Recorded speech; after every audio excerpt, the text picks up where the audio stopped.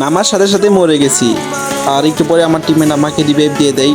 তো আমি সাইডে নামছিলাম, নেমে লুট করে সে আবার আগের জায়গাতে আসে যেখানে মরছি। এখানে দেখি একটা এনিমি লুট করতেছে, পরে আমি ডাউন করে দিই। পরে এখানে ডাউন করতে করতে আমি এই সাইডে নিচের দিকে আইতে তোরা একটা টিমমেট চলে এসেছে এখানে, পরে ওরেও আমি ডাউন করে দিই। আর আমার 2 কিল হয়ে গেছে। এখানে এখন এখানে দেখছিলাম ফুল স্কোয়াড নামছে। তো এখানে আরেকটা এনিমি মানে এনিমি আরেকটা চলে এসেছে। পরে আমি এখানে মারার চেষ্টা করতেছি, পারতেছি না। পরে আমি ম্যাকটেনে ডাউন করে দিই। তো এখানে ডাউন করতে করতে এই সাইডে আমি লুট করতেছি, দেখে ওর আরেকটা টিমমেট চলে এসেছে এই সাইডে ডাউন ভিক্টর নিয়ে।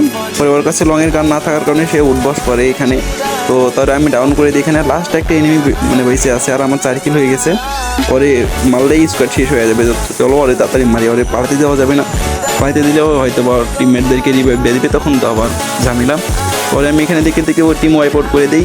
আর দেখ এখন ইমোট কেমন লাগে।